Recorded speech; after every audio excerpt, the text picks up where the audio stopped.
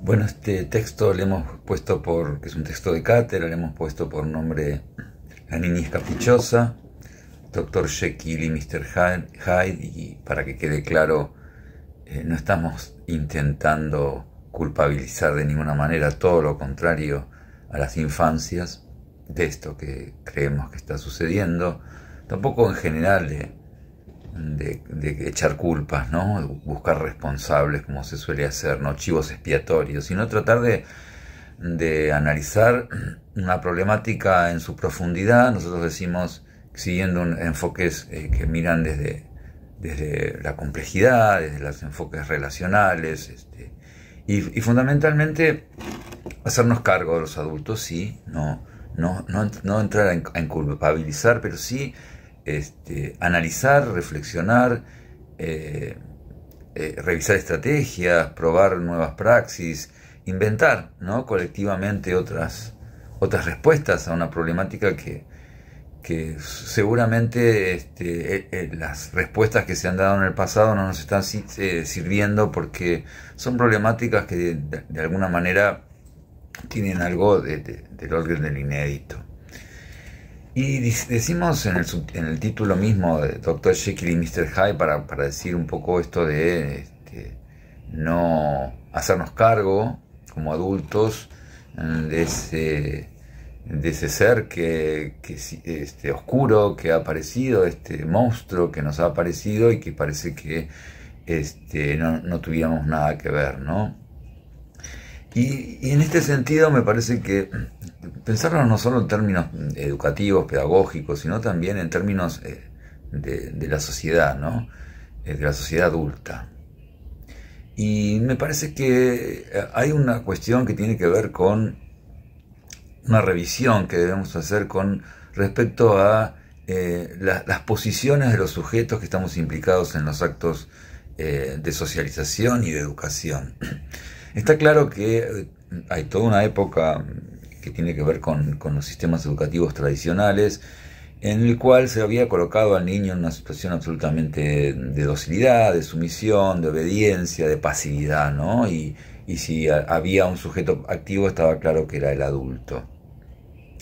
Esas críticas que se hicieron con las teorías críticas, con la escuela nueva, que seguramente tuvieron un fundamento importante, y que siguen guiándonos en muchos aspectos, muchas veces me parece que han hecho que se haya puesto la centralidad en el niño, y de alguna manera esta idea de Marie llama el niño rey, ¿no? Y ese colocar en esa situación al niño o la niña es complicado, ¿no? El niño rey, la niña princesa, ¿no? Hay un ejemplo claro en estos días que tiene que ver con la relación del juego, ¿no? Con lo que llamamos la ludopatía de los adolescentes, y ahí es donde se puede ver una enorme hipocresía del adulto, ¿no? Esta incentivación constante a través de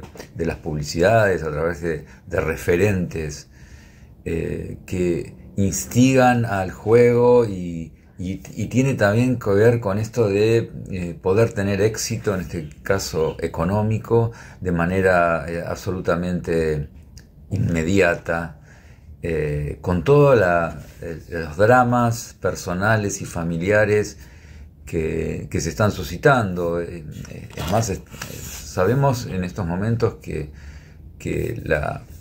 el suicidio en estos momentos de los adolescentes es la segunda causa de muerte, y esto tiene que ver con que en algún momento entran en situaciones de endeudamiento y que terminan implicando a las familias, y al no poder encontrar una solución a este drama, se sienten absolutamente encerradas y terminan en estos hechos trágicos. Yo creo que este tema es un claro ejemplo de lo que estamos hablando en estos dos sentidos, en el sentido de la hipocresía del mundo adulto, por un lado, estas publicidades que terminan con si eres menor de edad no podés jugar, pero a la vez te están incentivando a hacerlo constantemente. Y por otro lado, esta lógica del juego tiene que ver también con esto: lo quiero todo y lo quiero ya.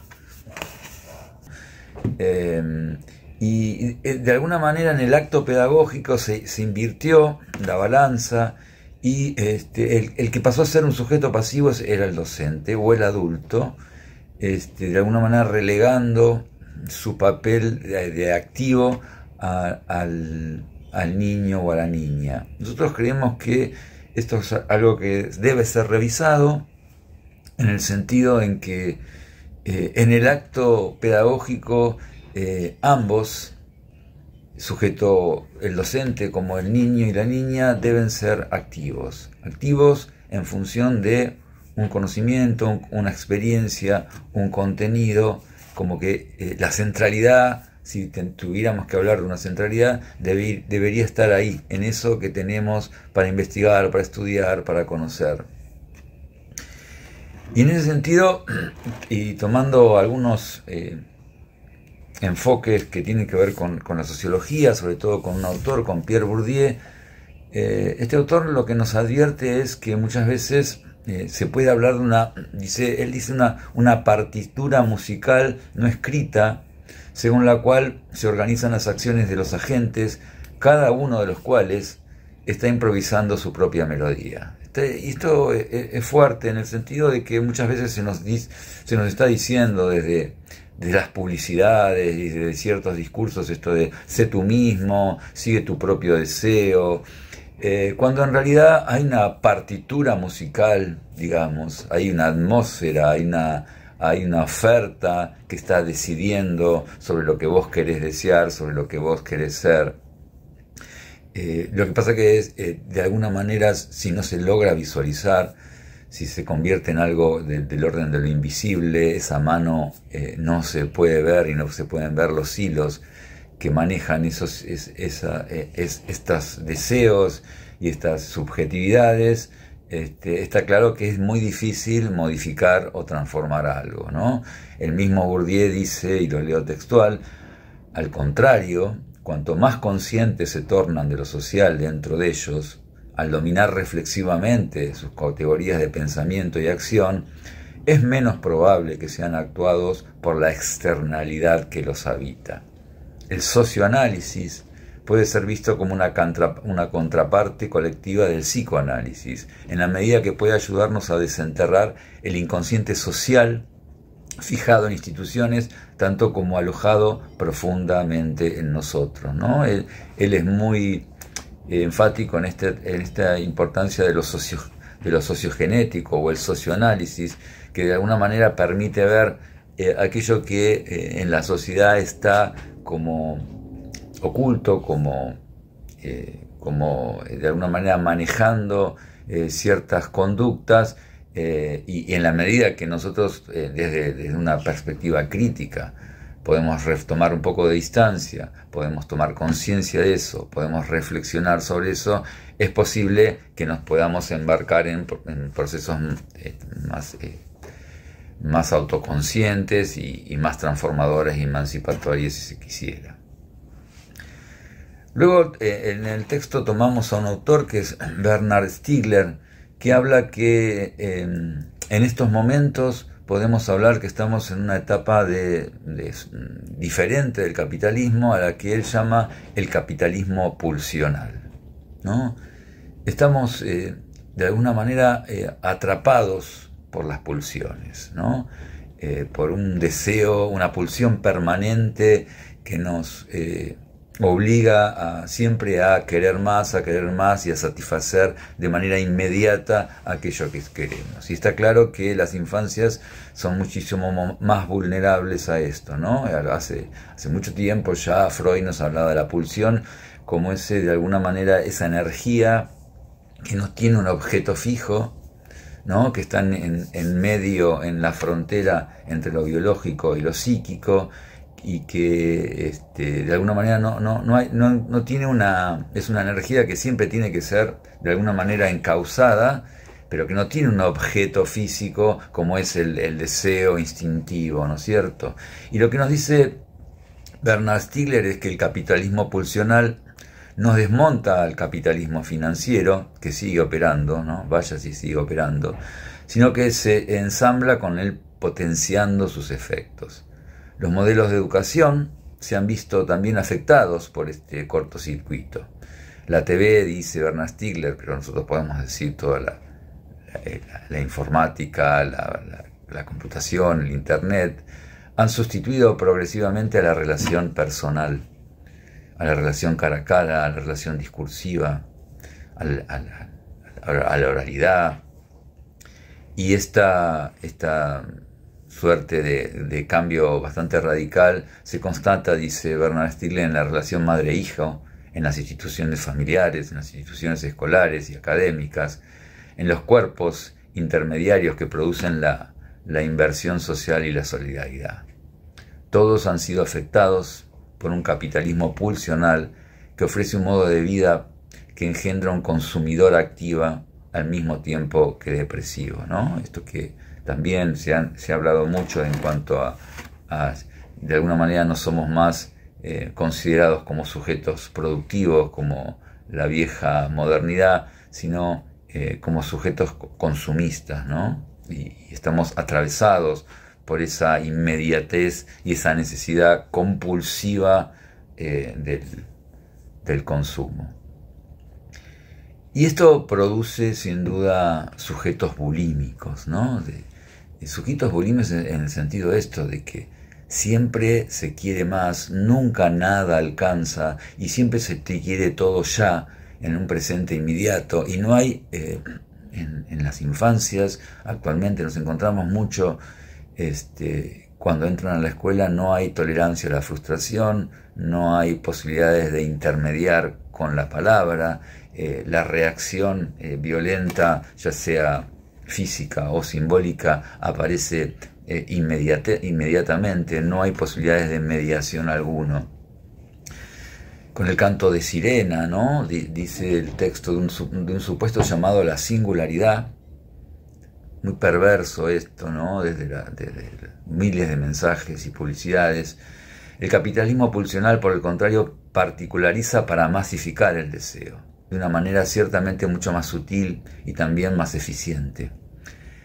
Pero el secreto justamente está en ocultar que detrás de aquello que se anhela constantemente, cualquier cosa que fuera, lo que importa no es el objeto, que puede ser cualquier cosa, sino la creación de una demanda permanente a la vez que insaciable. Hay un filósofo contemporáneo, Lazarato, que habla y tiene un libro escrito que se llama El hombre endeudado, ¿no? De alguna manera siempre estamos detrás de algo y de alguna manera compulsivamente, y esto evidentemente está influenciando mucho las subjetividades de nuestras infancias. ¿Qué es lo que pasa? No existe la posibilidad de aplazar la demanda o de direccionarla hacia otros sentidos brindados por la cultura. Y esto lo que hace es que no se puede esperar, que no se puede prestar atención, que no nos podemos demorar en algo, todo tiene que ser ya y todo tiene que ser según mi demanda, ¿no?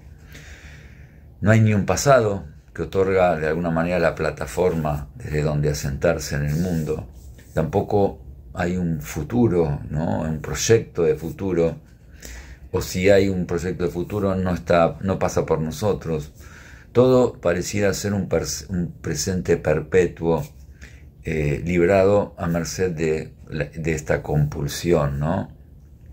Y es un presente que no tiene guías, no tiene faros, no tiene huellas en donde poder referenciarse para andar. La imposibilidad de tener experiencias tiene que ver con esta imposibilidad de anclar esas experiencias en ciertas referencias, cierto terreno donde asentarse. Como nosotros solemos tomar esta famosa frase de Machado que dice que se hace camino al andar, esto de pensar en los procesos, y está muy bien, pero es cierto es que para poder andar se necesita un suelo, donde asentar e ir tramando ese sendero. Entonces, ¿qué decimos en el texto? Que la niñez está tomada de alguna manera por esa pulsión, por lo tanto está claro que no es un problema genético, no es un problema de ADN, no es un problema neuronal ni orgánico, ni es una bacteria que ha penetrado o está circulando por el ambiente, ¿no? Es la sociedad, es la dinámica social que se ha instalado, que ha creado este monstruo, y ahora mismo muchas veces lo miramos extrañado, como si no, los adultos, como si no tuviéramos nada que ver. El Dios mercado está rigiendo el mundo, y las subjetividades y el consumo permanente parece ser la única solución para una vida vacía de todo contenido diferente. La búsqueda del buen vivir que ha devenido o ha cambiado y se ha transformado en el vivir bien, tiene que ver con una transmutación de todos los sentidos. Y desde esta lógica solo es el que tiene y el que lo tiene inmediatamente, y a la vez ese tener nunca va a alcanzar esto que hablamos de la situación de bulimia permanente, ¿no? Nosotros solemos tomar a un autor, Jorge La Rosa, que nos habla de que estamos frente a sujetos consumistas, sujetos bulímicos, y que si nosotros tomáramos el ejemplo del mundo griego, el mundo griego antiguo, todos seríamos esclavos en el sentido consumista. Una parte de la población no tiene que comer, es decir, su vida está marcada literalmente por el hambre, y la otra parte de la población siempre quiere más, es bulímica, obesa, y también está marcada por el hambre, por la insatisfacción permanente, por el deseo compulsivo de consumir más y más cosas, ¿no? Entre los griegos, dice Santiago Alba, el lugar del hambre y de la necesidad es el ergasterión, que es una palabra que designa el lugar del trabajo, pero también una cárcel de esclavos, ¿verdad? Y los esclavos, para los griegos, eran seres sin palabra y sin mundo, es decir, puros individuos, ¿verdad? Pura vida desnuda, seres sin comunidad, sin palabra y sin mundo, pura vida, ¿verdad? De ahí que el ergasterión esté a una distancia infinita, tanto del ágora, que es el lugar de la política, de los hombres libres, de la discusión, de la palabra y de las cosas comunes, como de la escuela, que también es el lugar de la palabra, del juicio y del pensamiento, ¿verdad? Para un griego, nuestra sociedad, una sociedad gobernada por el hambre, ¿verdad?, sería una sociedad de esclavos, aunque sean ricos, ¿me entienden? Es decir, para un griego, la oposición fundamental era entre libertad y servidumbre, no entre riqueza y pobreza. Era entre libertad y servidumbre, ¿verdad? Por lo tanto, la aspiración es ser un hombre libre, ¿no? Para un griego, nuestro mundo sería un mundo de esclavos, aunque sean ricos, porque la vida de los ricos también está estructurada por el hambre, ¿verdad? Por esa ansia, ¿verdad?, permanente de devorar y de consumir más y más cosas, ¿no? Lo que queremos decir, y por eso lo trajimos a La Rosa, es esto, ¿no? De cuando permitimos que el niño esté tomado por las pulsiones, los hacemos de alguna manera esclavos de esa pulsión. Están gobernados por un sentimiento absolutamente ansiógeno, porque nunca nada alcanza, siempre va a faltar algo, y siempre los demás y el mundo mismo se van a resistir, no van a de alguna manera satisfacer eso que quieren inmediatamente, y de ahí todas las problemáticas que hay en ese sentido. Y ahí es donde uno ve en las escuelas esta problemática muchas veces con respecto a la autoridad de parte de las familias, en donde de alguna manera el niño o la niña se convierten en déspotas y terminan dirigiendo la vida familiar, y es un problema, y ahí es donde la escuela encuentra difícil anclar situaciones en donde se pueda asentar algún tipo de autoridad. Por supuesto que muy lejana esa autoridad tonta del autoritarismo servil, de la socialización y la educación tradicional, ¿no? Pero está claro que cada vez que el niño o la niña entienden que debe escuchar a su capricho, está haciendo funcionar la maquinaria comercial. En vez de ayudarlo a asumir sobre sí su pulsión, cuando lo ayudamos a satisfacerlo, lo enterramos en un infantilismo y estamos activando el capitalismo pulsional. Es decir, el capitalismo pulsional es aquel que incentivará el infantilismo en el niño a fin de cultivar en él un ser caprichoso, que lo hará un consumidor dócil. Este ser caprichoso que quiere saber sin aprender, ¿no? Aprender requiere un trabajo, un proceso, un tiempo, una paciencia, una atención que el niño caprichoso, la niña caprichosa,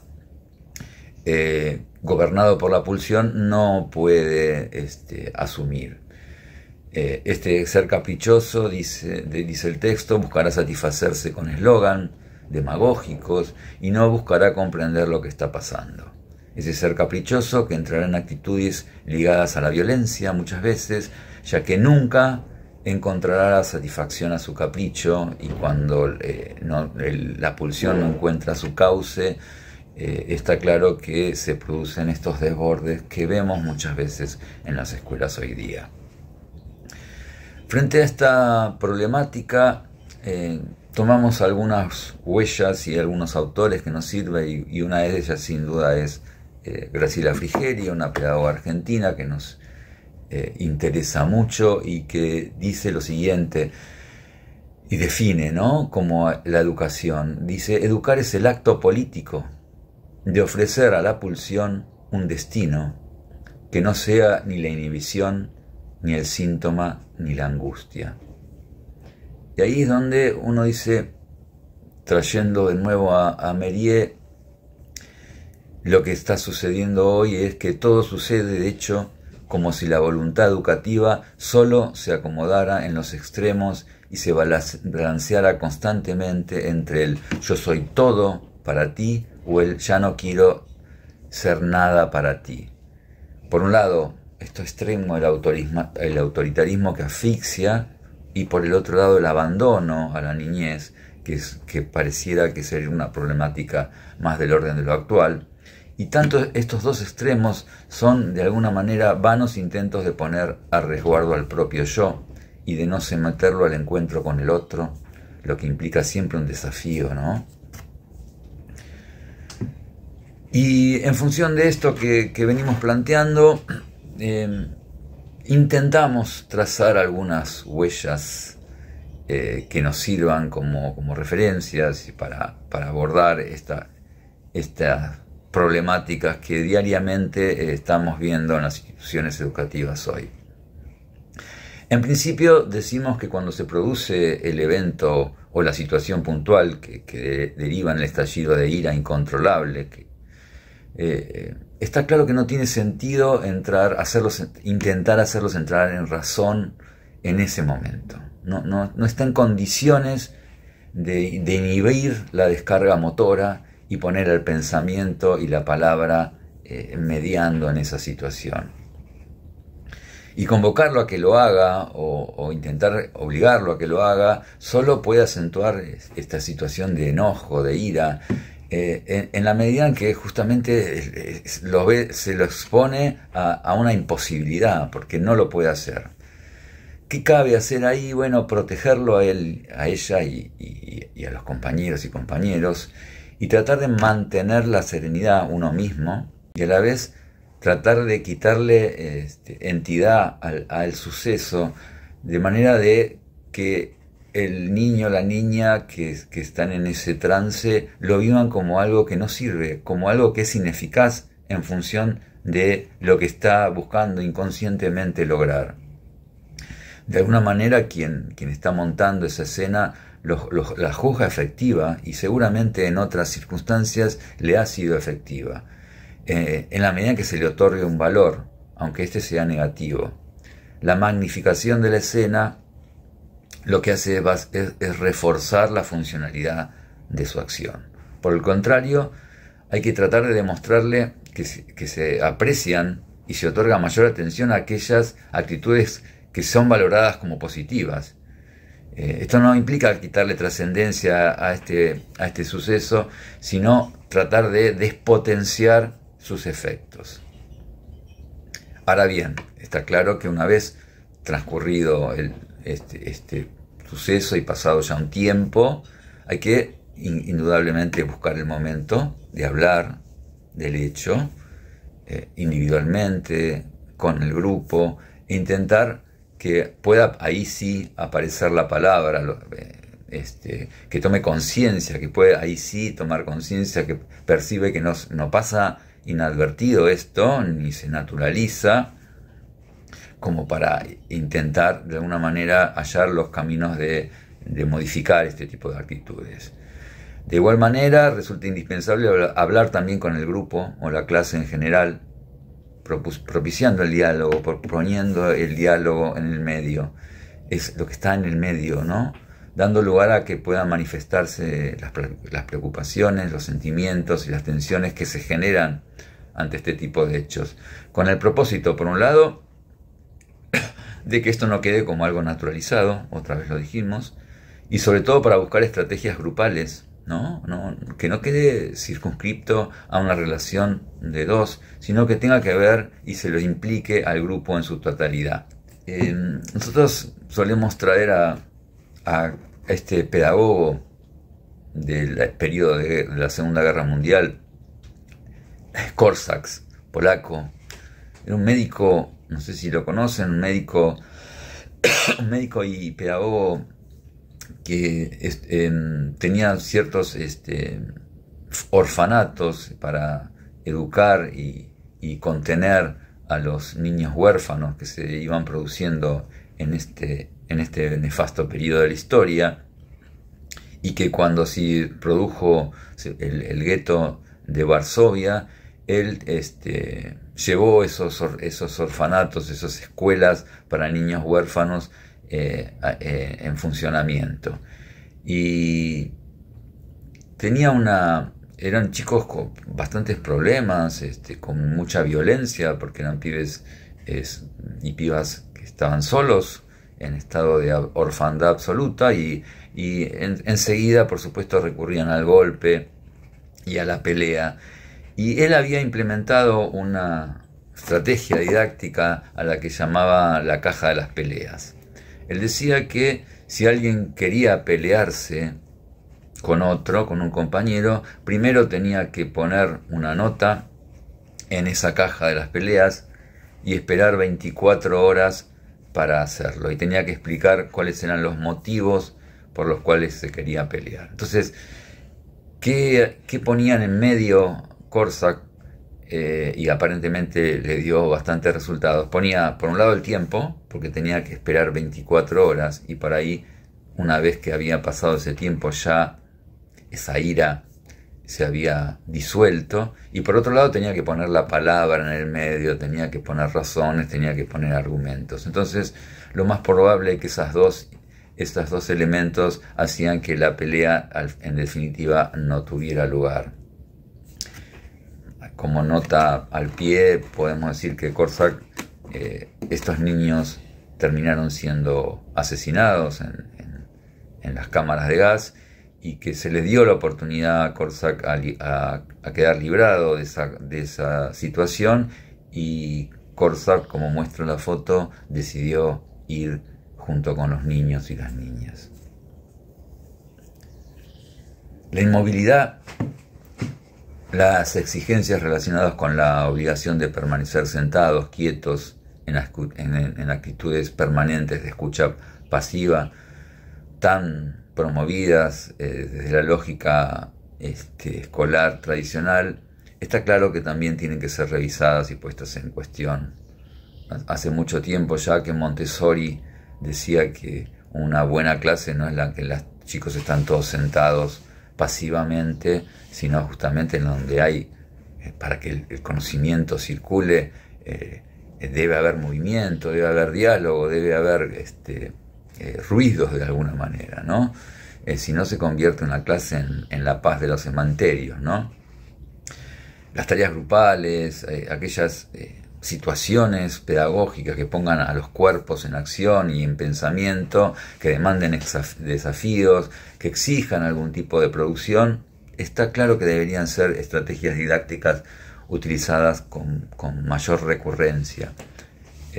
Esto no implica tampoco renegar de una clase expositiva, ¿no? Porque a veces me parece que se lo ha demonizado también, pero tampoco puede ser la única estrategia didáctica, y está claro que una exposición debe intentar trabajar sobre lo que es posible de significar por los niños y las niñas, y que pueda habilitar la pregunta, la repregunta, las opiniones de los compañeros y los niños y las niñas.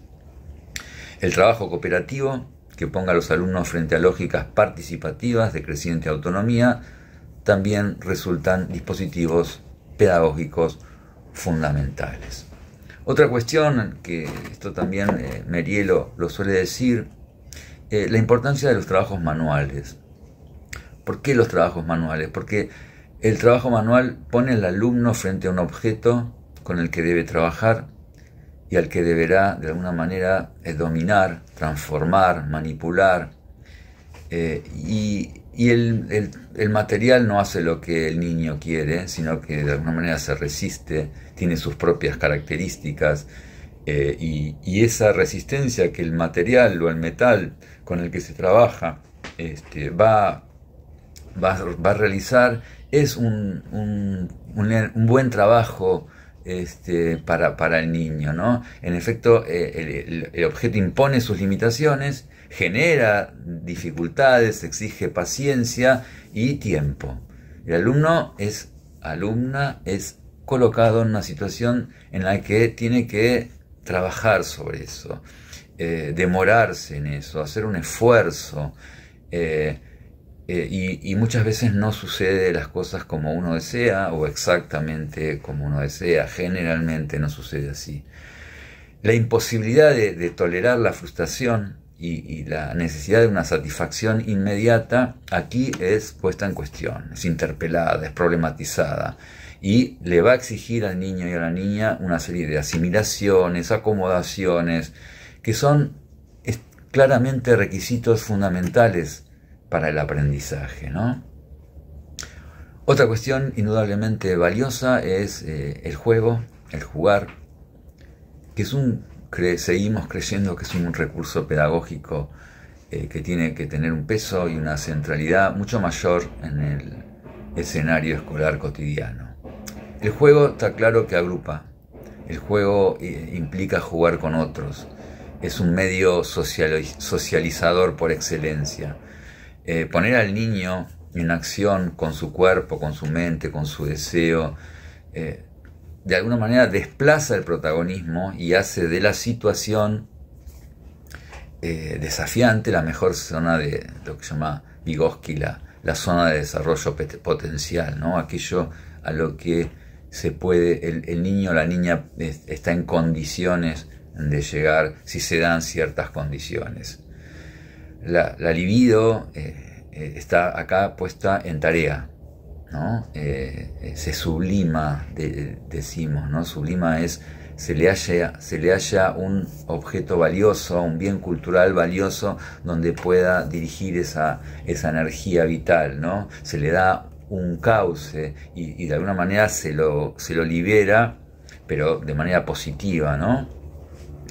Y dentro de los juegos, indudablemente, aquellos que demandan lógicas y cooperativas, de colaboración, en la que muchas veces, en la medida que muchas veces aquellas que son competitivas terminan desviando la atención hacia el triunfo comúnicamente y al cómo del lugar, y eso es justamente lo que no queremos propiciar, ¿no? Por eso la importancia de ese tipo de juegos o desafíos que exijan un trabajo conjunto y que no está mediando una competencia o algo parecido.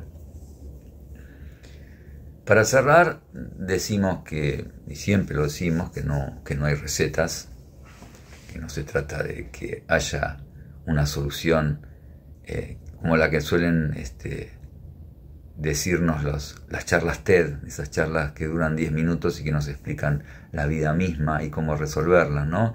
Y esto tiene que ver con esta vida acelerada y estas soluciones sumarias o simples que se le quieren dar a las cosas, ¿no? Como si los problemas complejos pudieran tener soluciones simples. Nunca un problema complejo se resuelve con soluciones simples, ¿no? Hay una frase que suele decirse que es cuando hay un problema complejo hay una serie de alternativas de solución. Hay una que es la simple, esa seguro que no es la adecuada. El desafío entonces de la escuela es quizás el de crear un espacio, un clima en donde se puedan inscribir otras formas de estar, otras maneras de establecer la autoridad, en donde la pulsión encuentre otras maneras de agenciamiento, en donde la inmediatez pueda dar lugar a otros ritmos más pausados, más ligados con esta necesidad de un tiempo, una demora, una atención, y por otro lado donde se pueda poner en valor otra vez el valor del docente, la posición del adulto, de quien está estableciendo un andamiaje firme y a la vez coherente, que sea una presencia sólida, donde se puedan asentar las experiencias de los niñas y las niñas y que dé posibilidades a otros mundos posibles.